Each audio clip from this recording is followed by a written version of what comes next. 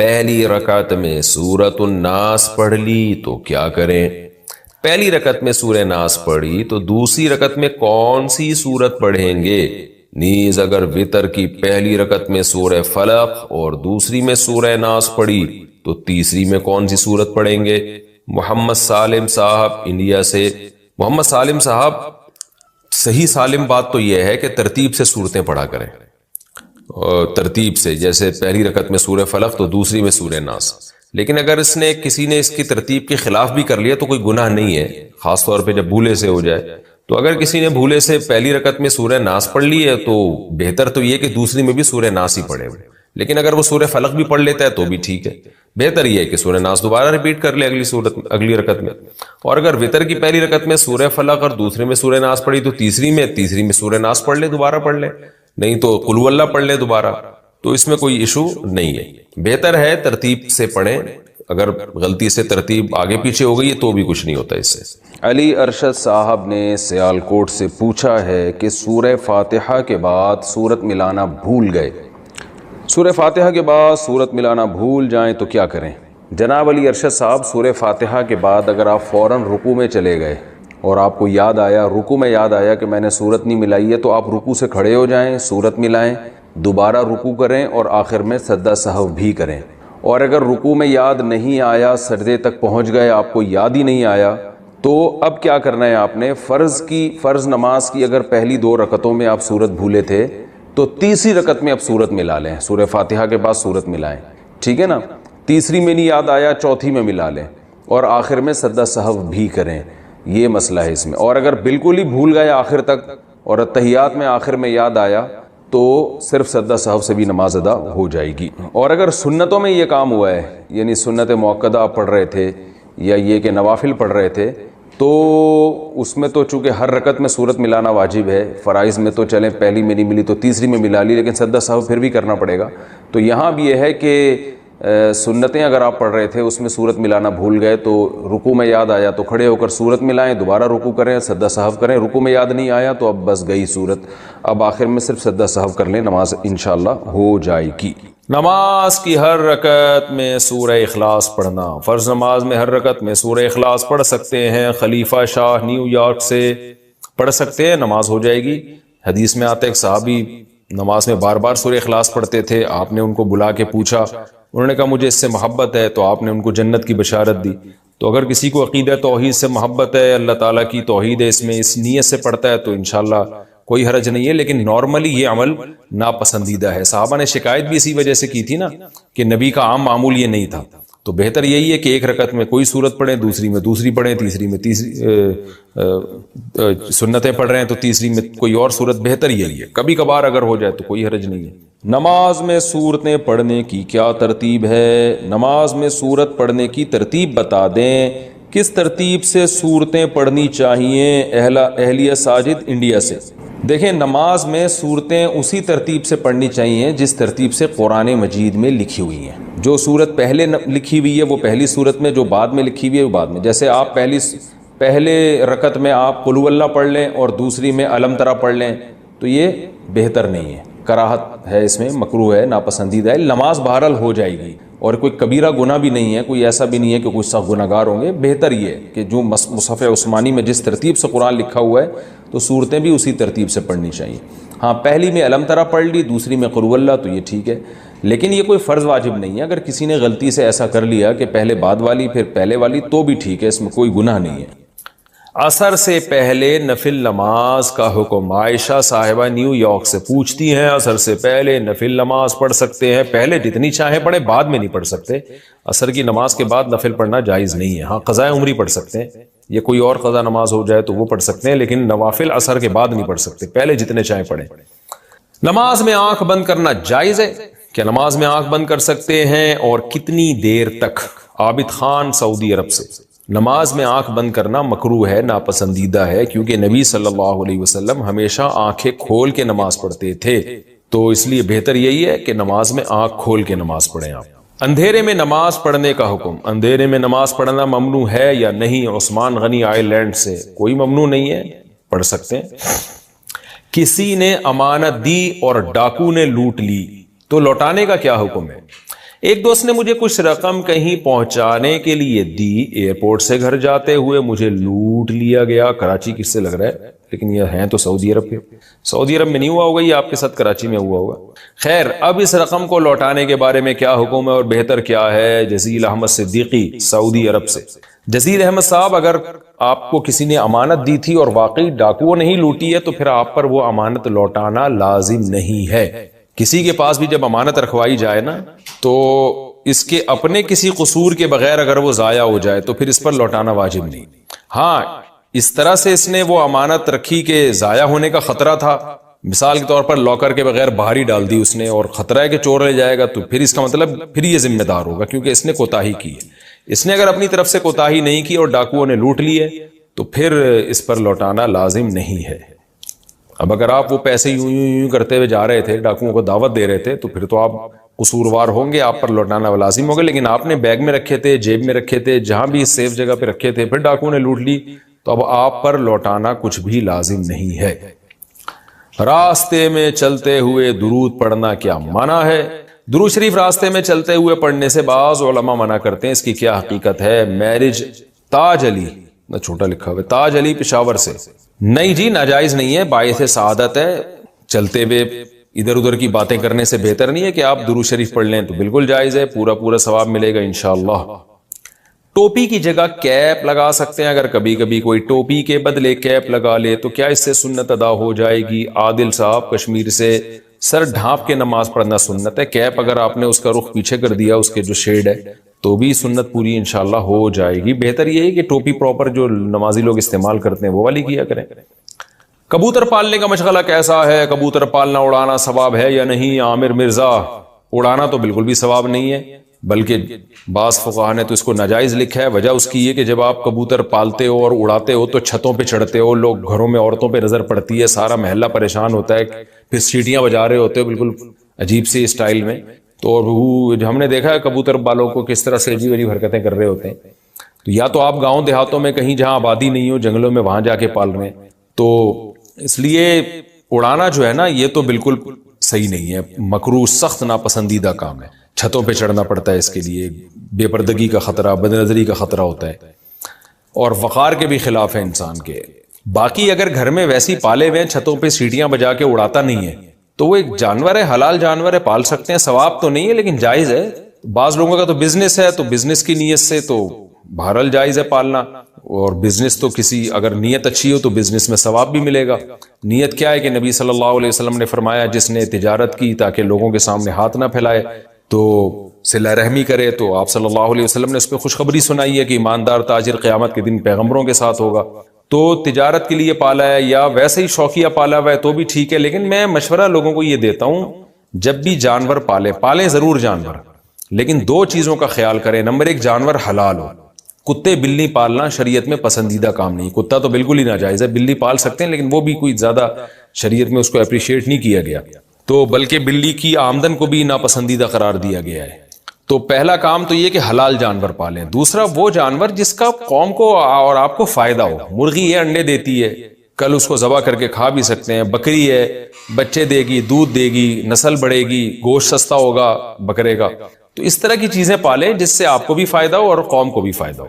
تو باقی جائز ناجائز کی بات نہیں کر رہا، کوئی بھی حلال جانور پالیں جائز ہے، لیکن بہتر یہی ثواب ان جانوروں میں ملے گا جن کا قوم کو فائدہ ہے، ان جانوروں کو پالنے میں آپ کو ثواب ملے گا۔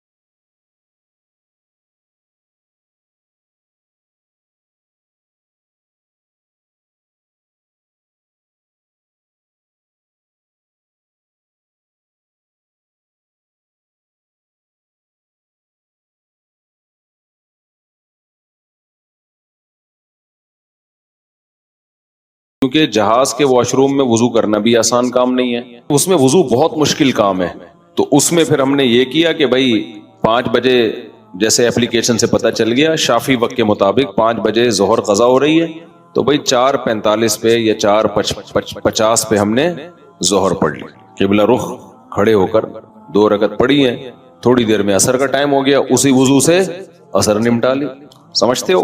تو یہ اس طرح سے نبی صلی اللہ علیہ وسلم نے نمازوں کو سفر میں جمع کیا ہے۔ تو کبھی جہاز میں سفر ہونا، یہ ایپ ڈاؤن لوڈ کر لیں اپنے موبائل میں، وہ بتا دے گا کہ آپ کی جو گھڑی میں اس وقت ٹائم ہو رہا ہے اس کے مطابق فجر کتنے بجے، ظہر کتنے بجے، عصر کتنے بجے، مغرب کتنے بجے، عشاء کتنے بجے، اور اتنے بجے قبلہ کہاں ہوگا، اتنے بجے قبلہ جہاز میں کس سمت میں ہوگا۔ تو بڑی خاندانی ایپلیکیشن ہے۔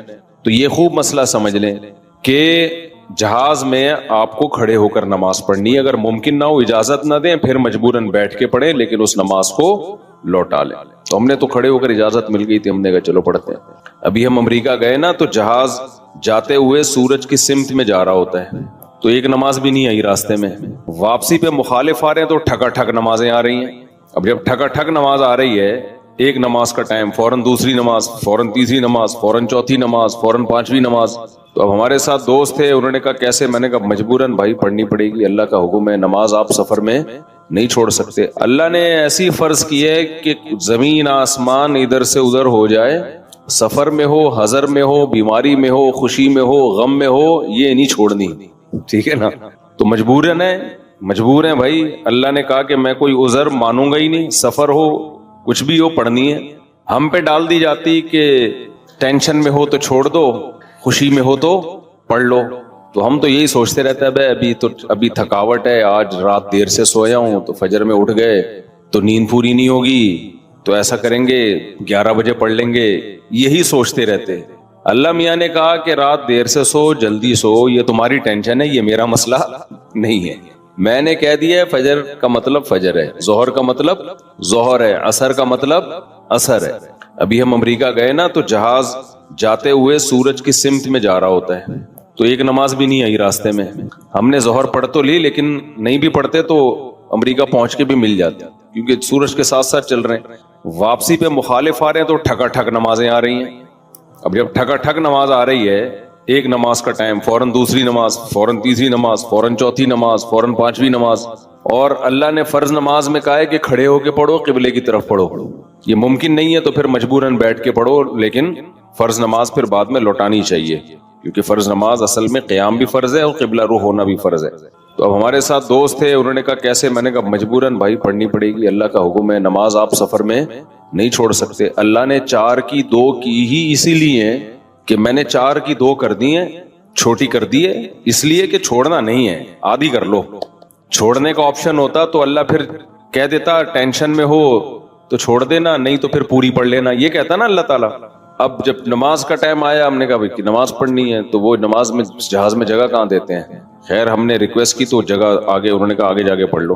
تو ہم نے کیا کیا، ہم نے کہا بھائی آج کل ایک ایپ آ رہی ہے جو لوگ جہازوں میں سفر کرتے ہیں، اس کا نام ہے حلال فری کر کے کچھ ہے، نام بھول گیا میں، بڑا زبردست نام ہے، آپ لوگ نوٹ کر لیں، وہ کبھی جہاز میں سفر ہونا، حلال ٹرپ، یہ ایپ ڈاؤن لوڈ کر لیں اپنے موبائل میں۔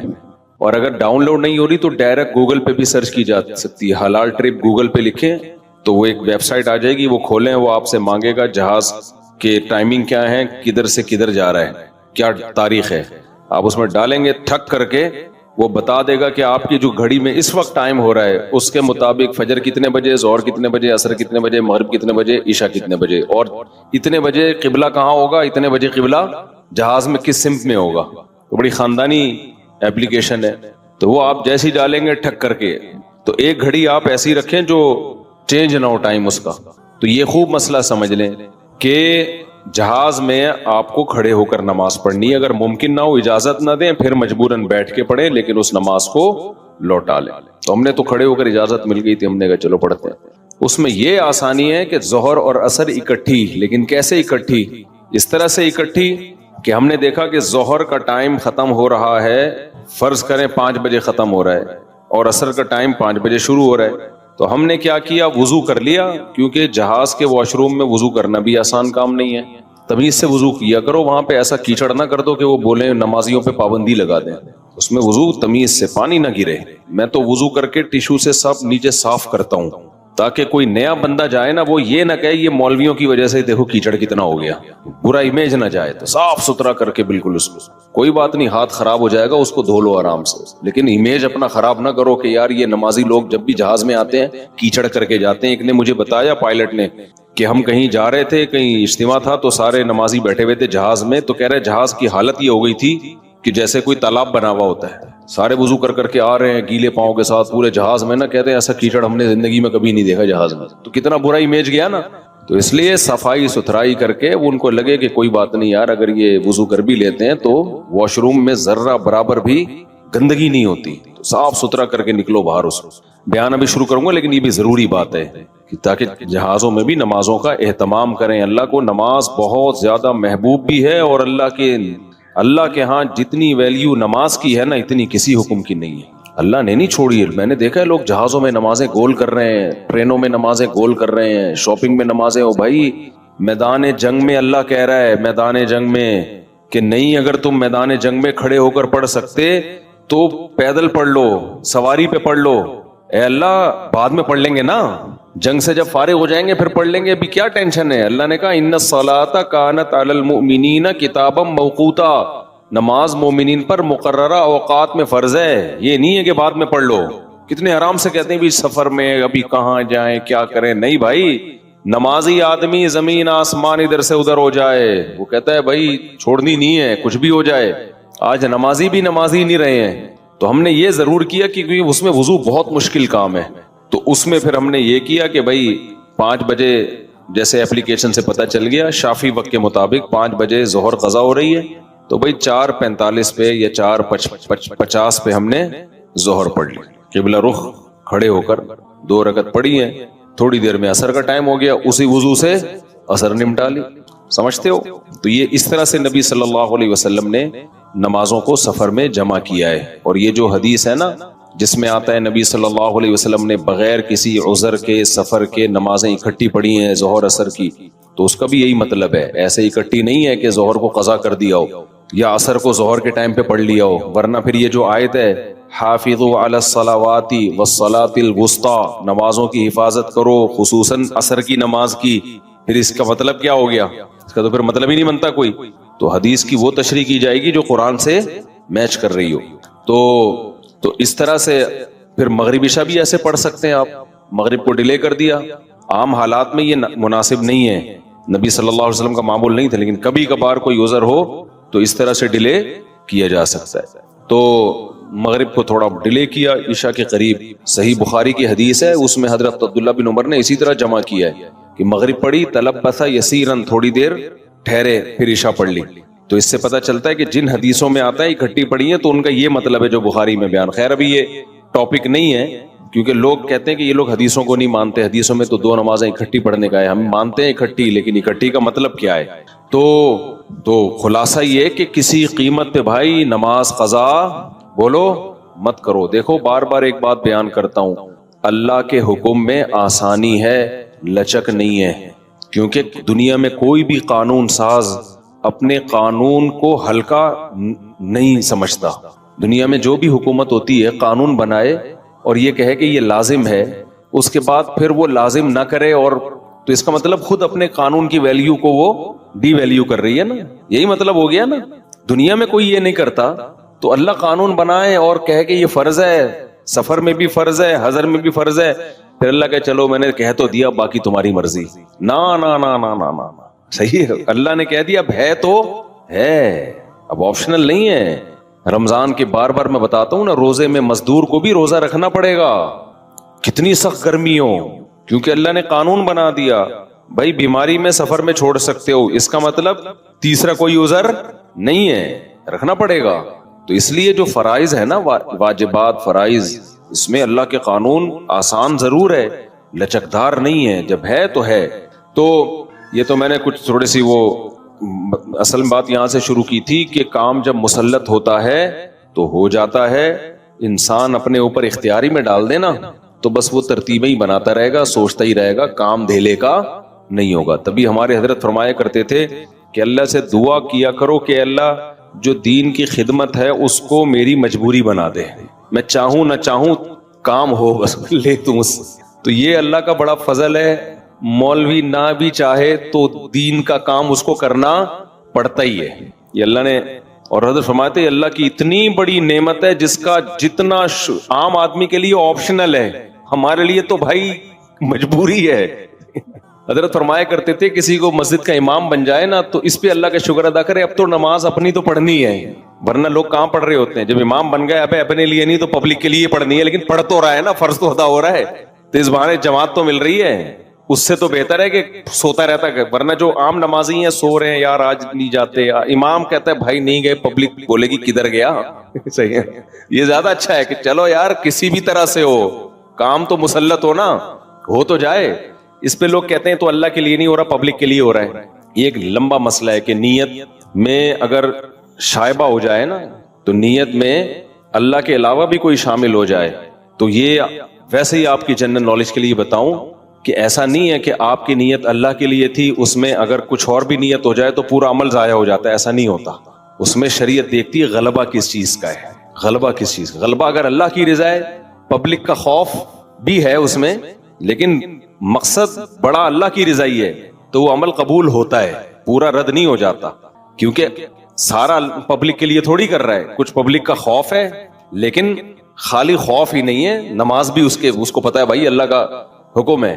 تبھی تو دیکھو نبی صلی اللہ علیہ وسلم صحابہ کو ترغیب دیتے تھے میدان جنگ میں کہ جو فلاں کو قتل کرے گا تو جتنا اس کی جیب سے مال نکلے گا اس مجاہد کا ہوگا. اب صحابہ اس شوق میں کہ چلو بھائی بندہ بھی مرے گا اور سارے پیسے اس کی جیب سے جو نکلیں گے وہ کس کے ہوں گے؟ ہمارے. تو اب کوئی کہے لو بھائی یہ تو پیسوں کے لیے جنگ ہو رہی ہے، بھائی ہو اللہ کے لیے رہی ہے، لیکن اس میں جب مالی مفاد بھی آ گیا تو تھوڑی موٹیویشن بڑھ جاتی ہے. آئے تو اللہ کے لیے تھے، ورنہ کون کمانے کے لیے اپنی جان گردن پہ آپ کٹانے جاؤ گے کہ یار مال غنیمت ملے گا؟ بھائی تیری جان بھی تو جا سکتی ہے. تو اصل میں تو اللہ کے لیے آئے تھے، لیکن موٹیویشن کے لیے انسان کے دل میں لالچ بھی ہوتی ہے، تو اپنے آپ کو بھی لالچ دے دینی چاہیے، بچوں کو بھی لالچ دینی چاہیے. میں بار بار بتاتا ہوں نا، عبداللہ ابن مبارک رحمہ اللہ تعالیٰ کے والد ان کو عربی سکھانے کے لیے ان کو کہتے تھے ایک شعر یاد کر لو 2 درہم ملیں گے. اب اصولی طور پر تو یہ بظاہر غلط معلوم ہوتا ہے، بھائی تم تو پیسوں کے لیے اس کو علم دین سکھا رہے ہو. بھائی پیسوں کے لیے نہیں سکھا، اللہ کے لیے رہے ہیں، لیکن درمیان میں تھوڑا سا پیسوں کا تڑکا لگا رہے ہیں کہ اس بہانے سیکھ تو لے گا نا. تبھی عبداللہ بن مبارک کہتے ہیں میں نے دین کا علم حاصل کیا تھا دنیا کے لیے، لیکن جب علم آیا نا تو اللہ نے میرے دل سے دنیا نکال دی. ٹھیک ہے نا، کہنے نیت تو یہی تھی، پیسے ویسے ملتے تھے مجھے، صحیح ہے نا، پیسے ملتے تھے، نیت تو یہی تھی، لیکن جب علم آ گیا، علم نے ہی سکھایا کہ بھائی یہ اللہ کے لیے ہوتا ہے، دنیا کے لیے نہیں ہوتا. تو اپنے آپ کو اچھائی کی عادت ڈالنے کے لیے اگر دنیا کو شامل کرنا پڑے نا تو بھی ٹھیک ہے، عادت پڑ جائے اخلاص پیدا ہوتا رہے گا. ایک شاعر نے بڑا پیارا شعر کہا ہے، وہ ریا جس پر تھا زاہد طعنہ زن، پہلے عادت پھر عبادت بن گئی. یہ بڑا خاندانی شعر ہے، اس کا مطلب سمجھاتا ہوں. اب تھوڑا آڑا ترچا بیان ہو رہا ہے لیکن پارسل کر رہا ہوں، کام کی باتیں ہو رہی ہیں، کوئی غلط باتیں تو نہیں کر رہا نا. وہ ریا جس پر تھا زاہد طعنہ زن، زاہد کہتے ہیں جو دنیا سے بے رغبتی، اللہ کی عبادت کرنے والا. تو جب انسان عبادت کرتا ہے تو بعض دفعہ اس کے دل میں ریاکاری آتی ہے، لوگ دیکھ کے خوش ہو رہے ہیں اور لوگ واہ واہ کر رہے ہیں، تو اس کو یہ دل میں خیال آتا ہے یار میں تو لوگوں کے لیے کر رہا ہوں، اللہ کے لیے کر ہی نہیں رہا. تو وہ طعنہ دیتا ہے کہ یار یہ کیسی عبادت ہے، یہ پبلک کے لیے ہو رہی ہے، شو بازی ہو رہی ہے. تو اس پہ شاعر نے کہا وہ ریا جس پر تھا زاہد طعنہ زن، پہلے عادت پھر عبادت بن گئی. کیا مطلب؟ شروع میں تو ریا کی نیت سے ہو رہا تھا، لیکن کسی بھی نیت سے ہو رہا تھا، کام کی لت تو پڑ گئی نا، عادت تو پڑ گئی نا. مثال کے طور پر آپ پبلک کو دکھانے کے لیے نماز پڑھ رہے ہو، فجر بھی ظہر بھی، لوگ بولیں گے بڑا بزرگ ہے یار، کئی دن تک پبلک کو دکھانے کے لیے بھی پڑھو گے، کام کی عادت تو پڑ جائے گی نا. وہ جو پوستی پنا تھا وہ تو ختم ہو جائے گا. کام کسی بھی نیت سے کیا جائے نا یوز ٹو ہو جاتا ہے آدمی. سمجھتے ہو کہ نہیں سمجھتے؟ اور کیے بغیر یوز ٹو نہیں ہوتا. آپ جتنا مرضی اخلاص ہو، نماز کی فکر ہو، عادت تھوڑی پڑے گی اس سے نماز کی. آپ کے دل میں اللہ کا خوف کہ جو نماز نہیں پڑھتا جہنم میں جائے گا، تو کیا مطلب اس سے پڑھ لو گے نماز؟ عادت جب تک نہیں پڑے گی نہیں ہوگا. ایک نماز میں خوف پیدا ہوگا، اگلی میں تھوڑی ہوگا. اگلی میں ہو سکتا ہے کوئی غافل ہو جاؤ، بازار میں ہو، بازار کی محبت پیدا ہو جائے. بھائی کیفیات جو ہے نا انسان پر وہ چینج ہوتی رہتی ہیں، کنٹینیو ایک کیفیت کبھی بھی نہیں ہوتی. اب نماز کا آپ کے دل میں فجر کے وقت بڑا خوف تھا, جو نماز نہیں پڑھتا جہنم میں جائے گا, اس خوف کی وجہ سے آپ نے آگے فجر پڑھ لی. کیا آپ سمجھتے ہو ضروری ہے کہ یہ خوف ظہر میں بھی ہو؟ بولو نا. ہو سکتا ہے ظہر میں 4 شادیوں پر بیان سن کے آئے ہو, آپ شادیوں میں الجھا ہوا ہو, دلہنیں آ رہی ہوں آپ کو خواب میں, وہ خوف ہی نکل گیا آپ کا, تو اب کہاں سے موٹیویشن ملے گی؟ نہیں ملے گی. آپ چھوڑ دو گے ظہر, پھر کہیں مولوی صاحب کا بیان سن لیا, مولانا طارق جمیل صاحب کی تقریر سن لی, او بے بھائی ایک خوف پیدا ہوا, کانپ رہے ہیں, اثر پڑ لی. مغرب میں پھر کوئی فلم دیکھنے بیٹھ گئے, سارا ختم. کسی ملحد کا بیان سن لیا, وسوسے پیدا ہو گئے. تو یہ جو موٹیویشن ہے نا, لالچ اور خوف, یہ کام تھوڑا سا کرنے میں تو مددگار ہوتی ہے, لیکن اس سے کام کی عادت, کیونکہ یہ کیفیات ہمیشہ رہتی نہیں ہے. رہے تو آدمی مر جائے, سمجھ میں نہیں آ رہی بات. اگر یہ کیفیات ہمیشہ رہے نا تو یا تو خوف سے مر جائے پھر آدمی. جہنم سے ہر وقت کوئی بھی نہیں کانپتا رہتا, کبھی کبھار ہی کیفیات آتی ہیں. تو اس لیے جو بھی اصلاح کرتے ہیں نا بزرگان دین, ان کی کوشش ہوتی ہے خانقاہوں میں کہ اس کو عادت ڈالی جائے اس کام کی. بھلے ریاکاری کے لیے کر یار, تو دنیا کے لیے کر, پیسے لے لیں ہم سے نماز پڑھنے کے, عادت ڈالو اس کو.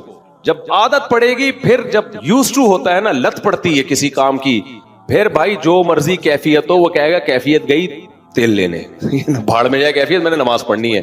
اب ہم نے جو جہاز میں نماز پڑھی, یہ تھوڑی کہ مجھے کچھ ٹانگیں کانپ رہی تھی, خوف پیدا ہو رہا تھا, نماز چھوڑ گئی. بھائی عادت پڑی ہوئی ہے یار, کیسے چھوڑے؟ دل ہر وقت ٹینشن رہے گی دماغ میں, نماز نماز. یہی ہوتا ہے نا نماز, جو نماز پڑھتا ہے ہر وقت ٹینشن, کو سکون ہی نہیں ملے گا کسی کام میں یار, نماز نہ نکل جائے. ایک بار بار دماغ میں اپنے سکون کے لیے بھی انسان کہتا ہے بھائی ایک دفعہ پڑھ کے آرام سے بیٹھ جاؤ. بالکل جیسے جس کو چائے کی لت پڑ جائے, نسوار کی لت پڑ جائے. شروع میں ہو سکتا ہے چائے شروع کی ہو دماغ کو فریش کرنے کے لیے, جب لت پڑ جاتی ہے بھائی دماغ فریش ہونا ہو, مجھے کیا چاہیے, چاہیے, عادت پڑی ہوئی ہے. اتنا انسان کی اللہ نے باڈی میں یہ چیز رکھی ہے نا, لت پڑنا اور عادت پڑنا, یہ خوراکوں میں بھی ہے. آپ نے دیکھا ہوگا کچھ لوگ صبح اٹھ کے پانی نہ پیئیں تو حلق خشک رہتا ہے, حالانکہ صحت کے لیے نقصان دہ ہے یہ, لیکن کیوں پیتے ہیں؟ کسی کے ڈاکٹر کے کہنے پر نا, صبح نہار منہ, کسی یعنی بیوقوفی کہوں گا میں اس کو, جو کام دنیا میں کوئی جانور نہیں کر رہا ہوتا, صبح سے اٹھ کے پاگلوں کی طرح پانی پی رہے ہوتے ہیں. ڈاکٹر نے کیسے گردے صاف ہوتے ہیں. ابے جب پانی کی ضرورت ہوتی ہے تو ڈاکٹر تھوڑی ہو, تو باڈی خود بتاتی ہے. جب ضرورت نہیں ہے تو بلا وجہ کیوں گھسڑ رہے ہو یار ایک چیز. لیکن غلط کام شروع کیا, اب باڈی اس غلط کی کیا ہو گئی, عادی.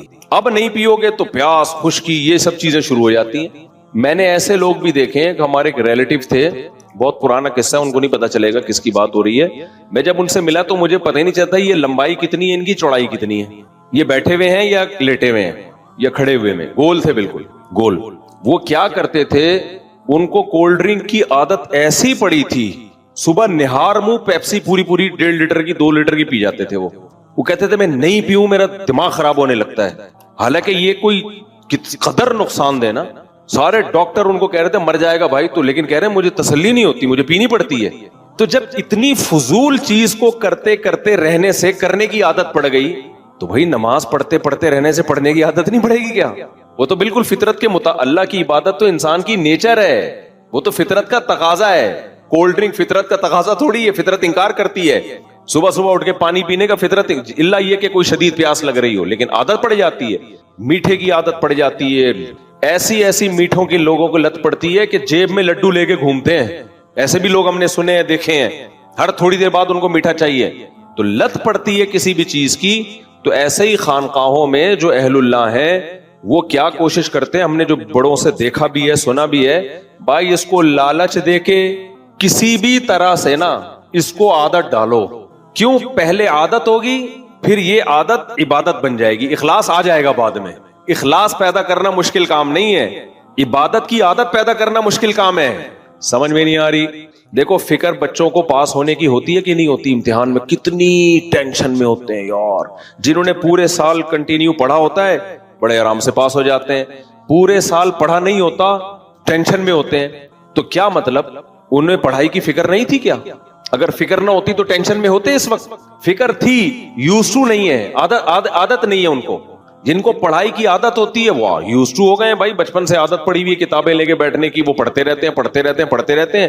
جن کو عادت نہیں پڑی ہوئی کانپتے رہتے ہیں, سوچتے رہتے ہیں اور فیل ہو جاتے ہیں. سمجھتے ہو بھائی؟ بہت اہم بات کر رہا ہوں, اس کو ہلکا مت سمجھو. اسی وجہ سے بچوں کو بھی عادت ڈالی جاتی ہے لالچ دے کے, پیسے دے کے.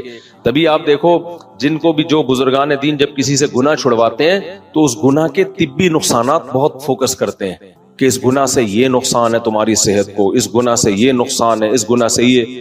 اب سوال پیدا ہوتا ہے بھائی گناہ چھوڑنا ہے اللہ کے لیے، صحت بچانے کے لیے تھوڑی چھوڑنا ہے. گناہ کس کے لیے چھوڑنا ہے ہم نے؟ اللہ کے لیے. اور آپ اس کو مشورے دے رہے ہو تمہاری صحت کو یہ نقصان، تمہارے پھیپھڑے تباہ، تمہارے گردے تباہ، تمہارے یہ نقصان، تمہارے یہ نقصان، ڈپریشن میں جاؤ گے. وجہ کیا ہے؟ او بھائی تو پھیپھڑوں کی نیت سے چھوڑ دے یار، تو گردے بچانے کے لیے شراب چھوڑ دے، ٹھیک ہے نا، چھوڑ تو صحیح، عذاب سے جان تو چھوٹے. کیونکہ پینے کے سائیڈ افیکٹ، آخرت کے نقصانات بہت زیادہ ہے. تو بھلے تو دنیا کے لیے چھوڑ، کم از کم اس گناہ سے تو بچ جائے گا نا، شراب کے جرم سے تو بچ جائے گا. سمجھ میں نہیں آ رہی میرا خیال ہے بات. تبھی علماء اہل اللہ ہمیشہ جب بھی گناہ کی بات کرتے ہیں تو گناہ کے دنیاوی نقصانات بہت زیادہ بتاتے ہیں، اس کے یہ تاکہ لوگوں کو ہو کہ یار اللہ کے لیے نہیں تو کم از کم اس عذاب سے بچنے کے لیے چھوڑ دو. سمجھتے ہو کہ نہیں سمجھتے؟ تو اپنے آپ کو بھی اچھائی کی عادت ڈالنے کے لیے نا موٹیویٹ کرنا چاہیے، چاہے دنیا کی لالچ دے کے کرو. روزے رکھنا شروع کرو بھلے صحت کی خاطر کہ صحت اچھی ہو جائے گی، لیکن جب عادت ہو جائے گی تو وہ ریا جس پر تھا زاہد تانزن، پہلے عادت پھر عبادت بن گئی، وہ عبادت بن جائے گی، اخلاص پیدا ہو جائے گا. تو کوشش تو کرو اللہ کے لیے ہو، لیکن نہیں ہو رہا تو چاہے جس کے لیے بھی ہو رہا ہے بھائی ایک دفعہ عادت پڑنے دو. عادت پڑتی ہے تو یہ سب سے بڑی نعمت ہے کسی نیکی کی عادت پڑ جائے، کیونکہ مخلص لوگ مارکیٹ میں بہت ہیں، کنٹینیو کسی نیکی کو کرنے والے مارکیٹ سے شارٹ. 27ویں رات کو دیکھو نا کیا کلابازیاں کھا کے رو رہے ہوتے ہیں، یا اللہ معاف کر دے، یا اللہ. آدمی لگ رہا ہے اس سے بڑا نیک دنیا میں ہے کوئی پیدا ہی نہیں ہوا. وہ 2 دن چلتا ہے ان کا وہ تقویٰ، اس کے بعد فلم دیکھنے جا رہے ہوتے ہیں. اور کچھ لوگ ہوتے ہیں جو کلابازیاں کھا رہے ہیں، رو بھی نہیں رہے ہوتے، وہ پھر بھی نہیں دیکھتے فلم. صحیح ہے نا، کیونکہ ان کو برائی سے بچنے کی عادت ہے، ان کو یہ لت ہی نہیں پڑی ڈراموں فلموں کی، تو آرام سے گھوم رہے ہوتے ہیں. میں نے ایسے بہت لوگ دیکھے، ایسے اہل اللہ بھی دیکھے ہیں میں نے کہ وہ زیادہ روتے دھوتے نہیں ہیں لیکن برائیوں سے بچے ہوئے ہیں. کیوں؟ جس ماحول میں پیدا ہوئے اس میں برائیوں کا ماحول نہیں تھا، بچپن سے ماں باپ نے تربیت کی، برائی کرنے نہیں دی. وہ کہتے ہیں بھائی ہم سے نہیں ہوتی یار، ہوتی نہیں ہے، جاؤ. ہمارے حضرت فرمایا کرتے تھے یہ جو بدنظری ہے نا یہ انسان کی فطرت کے خلاف ہے.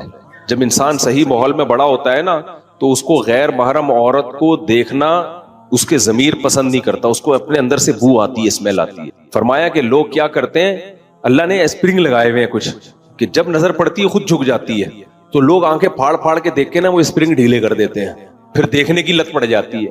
پھر جس دن کوئی گزر رہی ہو نہ دیکھے تو ڈپریشن میں جا رہے ہیں کہ پتہ نہیں کیا بہت بڑا کوئی علم تھا جو جس سے محروم رہ گئی. یہ ٹھڑک ہوتی ہے کہ یار دیکھیں تو حالانکہ کچھ بھی نہیں ہوگا، تو دیکھے گا کچھ بھی نہیں ہے. موبائل میں کتنی تصویریں بھری ہوئی ہیں، گوگل پہ کتنی، جو جس قسم کا ڈیزائن دیکھنا چاہے دیکھ سکتا ہے نا. کتنے آج کل گناہ کے راستے. پھر بھی جو کوئی گزر رہی ہوگی نا انٹی، جب تک ایک دفعہ دیکھ نہ لے اس کو چین نہیں آتا. کیا کر لیا بھائی تو نے اس کو دیکھ کے، کیا مل گیا تجھے؟ وجہ کیا ہے؟ دیکھ کے عادت کس کی پڑ گئی ہے؟ دیکھنے کی. تو اس کا علاج کیا ہے بھائی؟ جو کام کرتے رہنے سے کرنے کی عادت ہوتی ہے، چھوڑتے رہنے سے چھوڑنے کی. بالکل وہی فارمولا ہے، جس وجہ سے لت پڑی ہے وہی چھوڑتا رہے گا تو شروع میں تکلیف ہوگی، اس کے بعد چھوڑنے کی عادت. پھر کوئی گزرے گی تو تیری نظر ہی نہیں اٹھے گی. جو آنکھیں پھاڑ پھاڑ کے دیکھ رہے ہوں گے تجھے ان پہ تعجب ہوگا، بھائی کیسے پاگل لوگ ہیں یار ٹھرکی، تجھے ان پہ تعجب ہوگا. سمجھ رہے ہو کہ نہیں سمجھ رہے ہو؟ دیکھو سچ بولتے رہنے سے سچ کی عادت پڑتی ہے، جھوٹ بولتے رہنے سے جھوٹ کی. پھر جب ایک دفعہ جھوٹ کی عادت پڑ جائے نا اس آدمی کے لیے، گالیاں دینے سے گالیوں کی عادت پڑتی ہے، اللہ بچائے. جب نہیں ہو تو پھر نکلتی نہیں ہے منہ سے، پڑ جائے تو پھر گالی روکنا بڑا مشکل ہوتا ہے. تو کسی بھی طرح سے اپنے آپ کو بھائی نیکی کا عادی بناؤ. تو اپنے آپ کو عادت ڈالنے کے لیے روزے کی، نماز کی، تلاوت کی ماحول بناؤ اور عادت ڈالو. کسی بھی طریقے سے جرمانے لگا کے عادت ڈالو کہ میری اگر فرض چھوٹ گئی ناشتہ گول، ناشتہ نہیں کروں گا. سمجھتے ہو؟ جس دن فرض چھوٹی اس دن ناشتہ نہیں، عادت پڑے. 40 دن کسی بھی طرح سے کر لینا انسان کوئی کام کو تو یوز ٹو ہو جاتا ہے، عادت پڑ جاتی ہے. انسان کو اللہ نے ایسا بنایا بھائی جس چیز کی عادت ڈالو آہستہ آہستہ عادت. بھنگی بیچارہ کیا کرتا ہے؟ گٹر میں گھسے گا، وہ کتنی گند بیچارہ صاف کرتا ہے، ہمیں ترس آتا ہے، اس کو تھوڑی آ رہا ہوتا ہے اپنے اوپر ترس، وہ عادت ہو جاتی ہے اس بیچارے کو، وہ مجبوری ہے اس کی. تو انسان کو جب ایسی چیزوں کی عادت پڑ جاتی ہے میرے بھائی، تو نماز روزے کی کیوں نہیں پڑھ سکتی؟ سمجھتے ہو؟ صفائی کی کیوں نہیں پڑھ سکتی؟ تو اس لیے اپنے آپ کو کسی بھی طرح سے نا محنت مشقت کر کے ایک دفعہ عادت ڈال لو.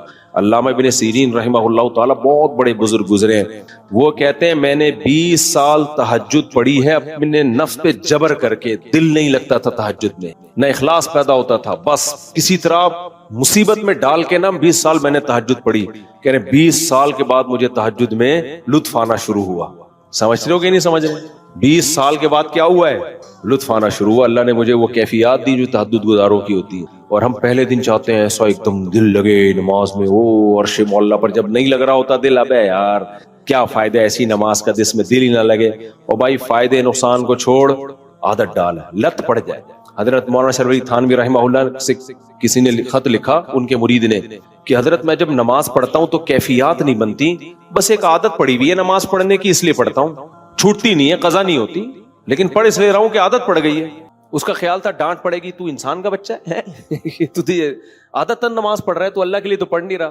تو حکیم الامہ نے اس کا جواب لکھا کہ اچھے کام کی اگر عادت پڑ جائے تو اس میں کیا برائی ہے؟ یعنی آپ اس لیے یہ کام کر رہے ہو کہ عادت پڑ گئی ہے نا, تو گٹکے کی عادت پڑ جاتی, زنا کی عادت پڑ جاتی, اس پہ ندامت ہوتی کہ نہیں ہوتی؟